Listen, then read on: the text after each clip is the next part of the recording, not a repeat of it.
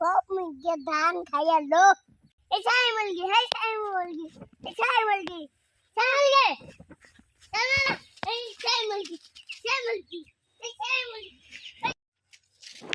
দেখছো সব ধান খাইয়া লইছে কতগুলো মুরগি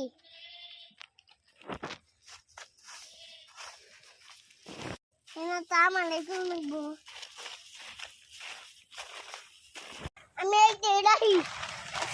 তো রাখো